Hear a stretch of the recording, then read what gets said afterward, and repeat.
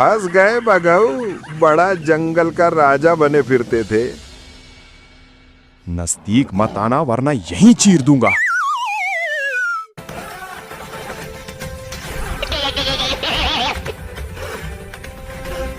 ये कहानी है एक नीले सियार की और जंगल के सबसे घमंडी बाघ दंपत्ति की।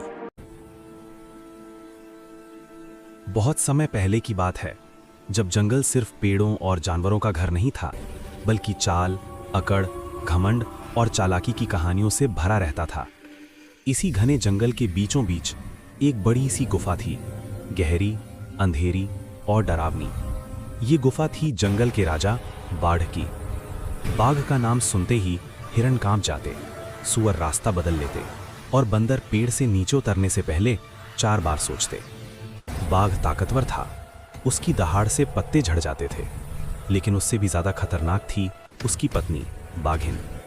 बाघिन तेज थी, गुस्सैल थी और बात बात पर कहती थी, मैं किसी से डरती नहीं। गुफा में रोज शानदार दावत होती, ताज़ा शिकार, भरपेट खाना और उसके बाद चैन की नींद। लेकिन हर कहानी में एक लेकिन जरूरी होता है। उसी जंगल में एक सियार रहता था, पर वो साधारण सियार नहीं था। उसका रंग नीला था, नीले रंग का सियार, जिसे देखकर जानवर रुक जाते और कहते, अरे ये सियार है या कोई रंगीन सपना। असल में ये सियार बहुत चालाक था, पतला शरीर, तेज दिमाग और आंखों में हमेशा शरारत। जंगल के जानवर उसे हल्के में लेते थे, लेकिन वही उनकी सबसे बड़ी भूल थी।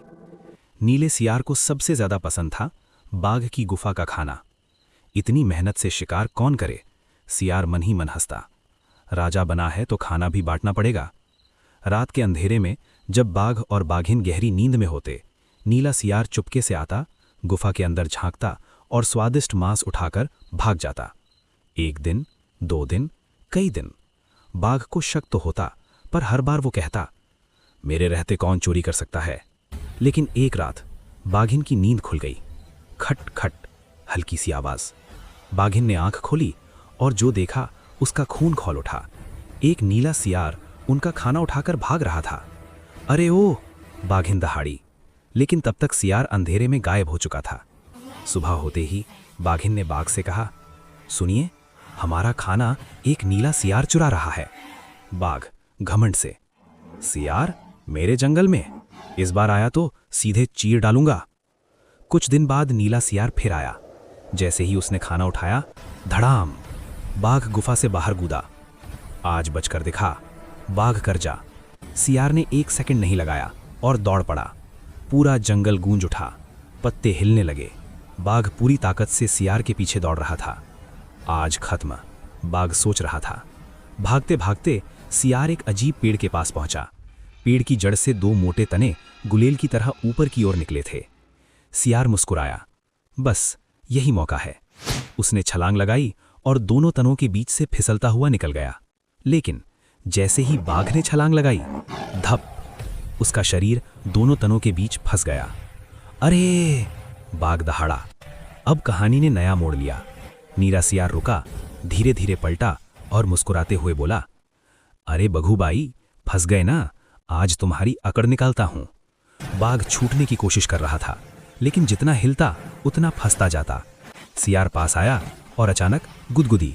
कभी मूंछ खींचता, कभी कान में फूंक मारता। बाघ कभी हंसता, कभी गुस्से से चिल्लाता। थोड़ी देर बाद सियार भी गंभीर आवाज में कहा, तुम्हारी पूंछ बड़ी सुंदर है, इसे मैं निशानी के लिए रख लेता हूं। उसने दांत चमकाए और झटाक, बाघ की पूंछ कट गई। सियार हंसते हुए बाघ की पूंछ लेकर जंगल में गायब हो गया। पेड़ के तनों से निकलते ही बाघ दर्द से कराह रहा था। उसकी पूंछ अब वहां नहीं थी।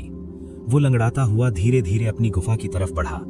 हर कदम के साथ उसका घमंड भी घायल हो रहा था। जैसे ही बाघ गुफा में पहुंचा, बाघिन ने ऊपर से नीचे तक देखा।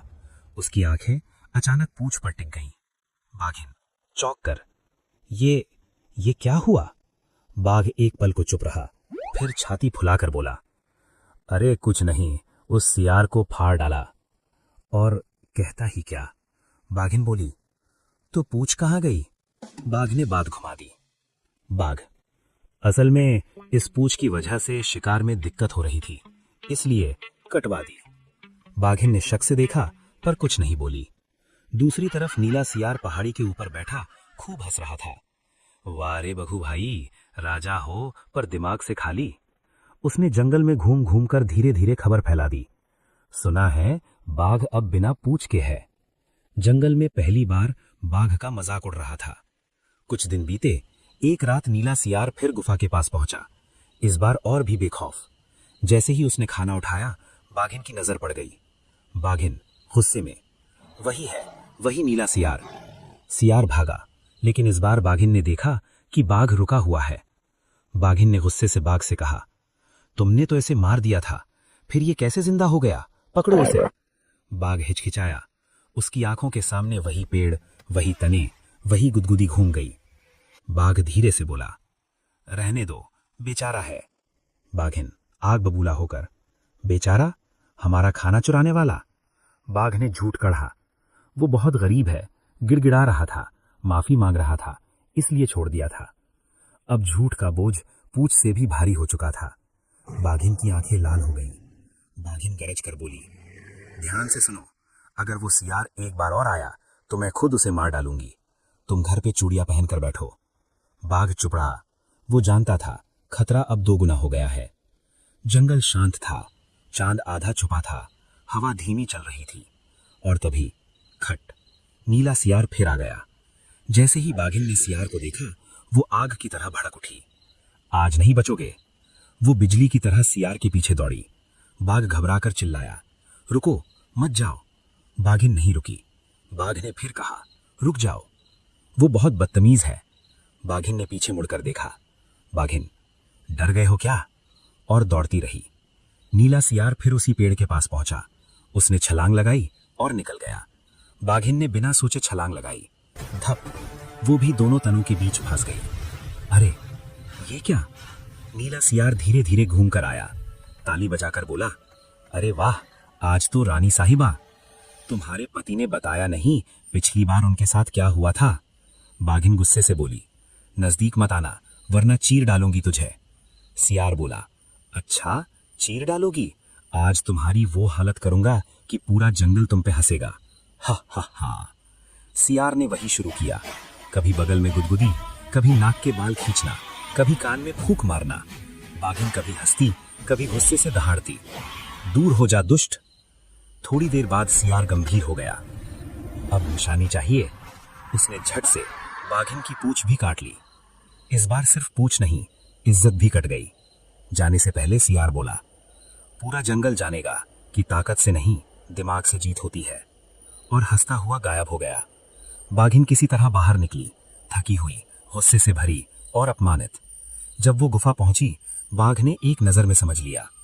बाघ आह भरकर, मैंने कहा था वो बदतमीज है, करवा ली न बेइज्जती। उस रात जंगल अजीब तरह से शांत था। न कोई दहाड़, न कोई हंसी, सिर्फ पेड़ों की सरसराहट और जानवरों की फुसफुसाहट। सब जानते थे कुछ बड़ा हुआ है। गुफा के भीतर बाघ और बाघिन चुपचाप बैठे थे। दोनों की पूंछ नहीं थी, लेकिन उससे ज्यादा कुछ और गायब था, घमंड। बाघ ने पहली बार धीमी आवाज में कहा, शायद हम ताकत को ही सब कुछ समझ बैठे थे। बाघिन ने कुछ नहीं कहा, उसकी आंखें झुकी हुई थीं। दूर एक पहाड़ी पर नीला सियार खड़ा था। नीली चमक में उसकी आंखें चमक रही थीं। वो हंसा, बस जंगल को देखा और बोला, अब जंगल में कौन है जो मेरे दिमाग को चुनौती देगा? और धीरे धीरे जंगल की गहराई में गायब हो गया।